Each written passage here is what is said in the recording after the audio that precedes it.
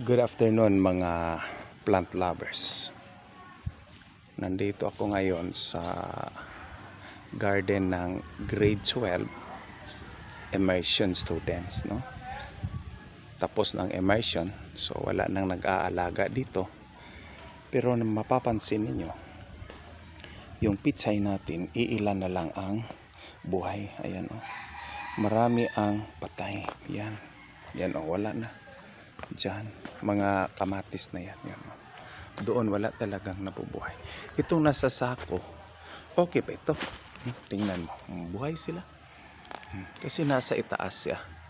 Yung sa baba, isa sa mga dahilan bakit namatay sila, yung mulching, yung tawag naming improvised mulching material na cellophane.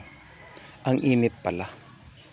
So, ang lupa still matutuyo siya habang napakainit yung araw, matutuyo siya instead na mag-transpire siya, magtubig yung cellophane. Pero nakikita ko ang tubig ay nandyan sa cellophane pero tuyo ang lupa. That's why tinanggal ko ang cellophane. Isa rin yan sa dahilan bakit namatay yung mga seedlings. Napakainit ang temperatura pala. So ngayon, papalitan ko na lang ng tanim, kamatis. Nandito yung seedlings ng kamatis ko. Ayan. 2 weeks old na yan. Okay. So, I distributed already in every plot. Tinatansya ko na matamnan ko siya ng 10 puno ng kamatis. 1 foot between rows and between hills 1.5 feet. Yan lang para ma-maximize ko yung area. Now kung titingnan ninyo, ito ang kamatis ko, no? Kamatis seedlings to. Ang ugat, oh, yan, lumalabas sa likod. Ayan, oh. That's why hindi ko na, oh, yan. Ito ay empty bottles ng mismo. Makikita ito sa mga previous videos ko, no? Mga grade 12, pinuputol ito sa haba ng 1 inch, oh. Katapos nilalagyan namin ng prepared sterilized growth media. Ayan na. Ngayon 2 weeks old na ito. So dapat ilipat na sila sa kanilang permanent na lugar. Ito, so ang gusto ko lang iparating, kasi iba-ibang farmers, iba-iba yung pamaraan sa pag-grow ng seedlings. Sa akin naman, instead na tanggalin itong plastic, hindi na lang, para intact pa ang lupa. Anyway, yung mga ugaton nandyan sa likod. So pag ilalagay natin dito, patuloy yung ugat pababa siya. So hindi na kailangan tanggalin, kasi pag tanggalin natin, oh yan, oh. Pag tanggalin natin yan, posible pa ma-disturb yung mga ugat niya, no? So ayan, oh. Naka-plaster na yung mga seedlings. 10 seedlings sa bawat plat, kasi ang plat natin ay 2.5 meters. So ay estimated 10 ang pwedeng maitanim para maitanim ko lahat itong mga seedlings ko. Tulad nito, ayan, wala pang masyadong ugat. Ayan na, sa gilid na yun, oh. So, diretso na lang ito, no? Oh, yan, oh. Yung ugat. Tingnan nyo mga kaibigan, oh. So, pag itatanim natin pa ganyan, diretso na yan. Okay, we will try one, no? Okay. Yung trowel, sa pag-transplant dapat hapon. So, ngayon, hapon na. Alas 3 ng hapon. Alas 4. So ito na ating seedlings. Alis dyan, bungkalin mo yan. Then lagay mo yan, to seedlings dyan sa gitna. Ayun. Okay, experiment naman ito. Takpan natin lupa. Pwede na natin hindi isa i-press down, kunti lang, ganun. Kasi hindi siya nakuha. Intact pa rin yung lupa niya sa puno niya, no? So ito naman dito, approximately 1 foot yan. So i-intercrop ko ito sa ano, pitsay, no? Anyway, yung pitsay makukuha yan sa 35 days. Yung kamatis naman ay sobra pa dyan. So yan na. Okay. Okay, yan. So dalawa na ang na transplant natin. Ito naman pangatlo ay nasira. Ayan na. Okay, itidemo ko lang.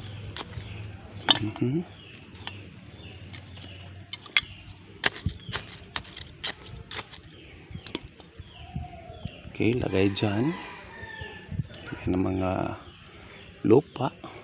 Kuha ka ng mga lupang pino. Lagay dyan. Sige. Yung, ang pitsay. Sayang. Okay.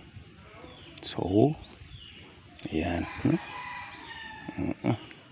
Then, yung sa kabila. Tatanim natin yung sa kabila, no? Ay ito. Data square method to, no? Square method ang layout natin. Ayan, lagay natin. Takpan ng lupa. Pinong lupa. Yan. Then press down ng alil. Yan. At of course, diligan yan mamaya, sabay-sabay na yung pagdilig. Okay. Now, ngayon, posible talagang aatakihin yan ng bronze snails na naman. Kasi marami yan dito nagtatago pag-araw. Kasi nocturnal yan. Gabi yan lalabas. So ang gagawin ko, may crushed eggshells ko dito. Lalagay ko sa paligid yan. Kasi alam mo, ito ay medyo siya kanang matulis ba? Kung baga sa Bisaya, hait. So kung may mga shells na papalapit sa puno, medyo kasi yan, molos yan walang balat. So medyo sa mapigilan ang kanilang paglapit dahil hait yan So yan na lang ang gagawin ko as natural way of preventing the attack of bronze snails. Ayan, gagawin ko yan lahat sa ating plot pagkatapos mai-transplant ko ang mga kamatis sa hapong ito. Ito na. Tapos nang tamnan ang lahat ng plot, no? Na i-transplant na lahat ang mga kamatis, mga kaibigan. So ang susunod na move ay diligan. So magdilig tayo, no? Yan talaga, diligan talaga. Ayan, yan talaga ang sequence, no? Ayan, using sprinkler, diligan sila. Okay, para naman magkaroon ng moist at diretso yan sa yung ugat nila ay hindi matutuyo. Ayan. That's why it is really advisable na hapon mag-transplant para mahaba yung panahon sa recovery ng tanim. Anyway, hindi naman natin inialis ang seedling sa kanyang tray. So, hindi siya masyadong disturbo yung mga ugat, di ba? Okay, so dilig ng dilig. Ayan, kasama ang mga pitsay kasi wala nang ulan. Ayan, pitsay din. So ito mga kaibigan, no, dapat diligan siya ng tama din, huwag namang pasobrahan ang tubig, no. Okay, it is only providing moist, no. Ayan, so okay, So dito wala talagang pitsay na natira. Itong plat na ito lahat namatay at kinain. Dito rin wala, no? Another plat ito. So sana sa tulong ng Panginoong Hesus na makapangyarihan, ito naman ay mag-survive, mga kaibigan. Okay. Patuloy tayong magdidilig dahil sa tuyong-tuyo na talaga ang lupa, no? Wala nang wala na kasing ulan. Since Monday, 3 days na walang ulan. So diligan natin ang pitsay. Itong pitsay na nasa sako. Ayan.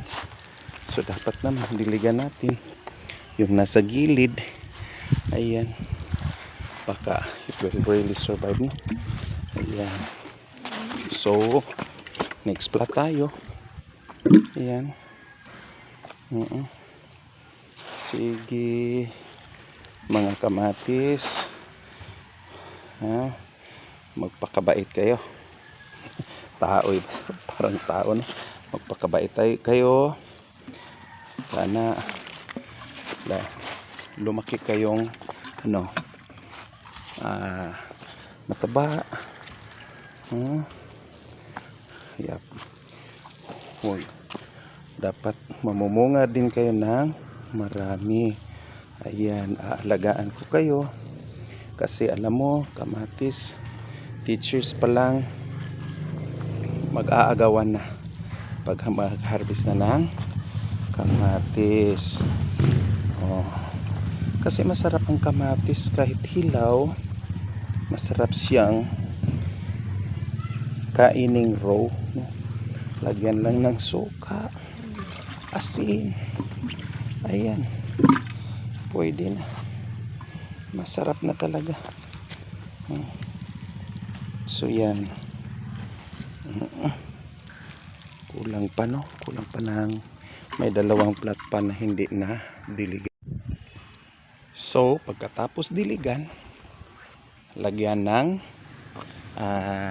ito ang tawag nating crushed eggshells, no? Sinabi ko kanina para naman medyo yung mga shells hindi basta-basta makalapit kasi yan, no? Medyo parang sharp yan, no?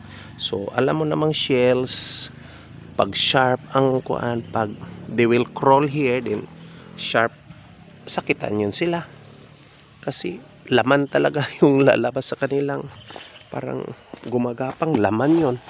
So pag na tamaan sila nito ay medyo masakitan sila, di ba? Ayan.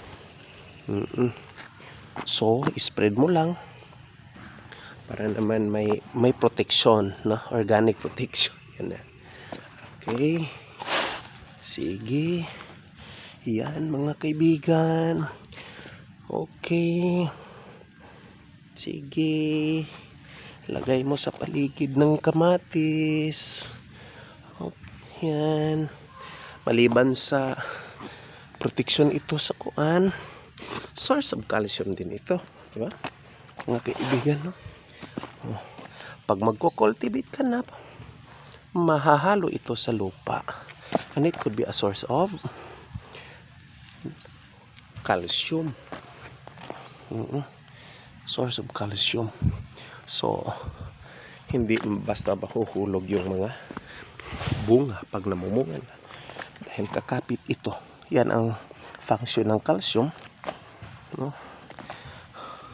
Tumutulong itong calcium sa pagkapit ng mga bunga na hindi basta-basta mahuhulog. Ayan, sige. Dapat malagyan lahat, no?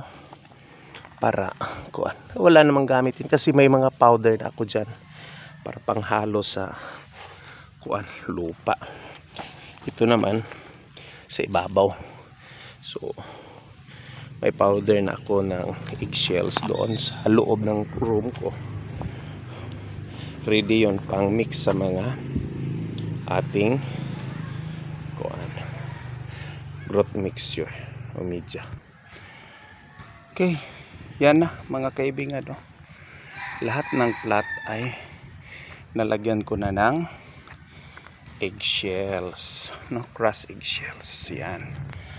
Ayan, pampataboy yan ng snails. Kasi alam mo, ulitin ko, yung eggshells ay parang sharp edges yan, no? Masakit yan sa kanilang laman. Kasi yung nakita na yon ninyo, yung shells, pinakita ko na yung lalabas na gagapang ay laman yun ng shells. So of course, yung alam mo naman ang shells ng itlog ay, kung baga sa Bisaya, hait, no? Sharp edges yan, yung mga gilid-gilid niya. So masakit yan.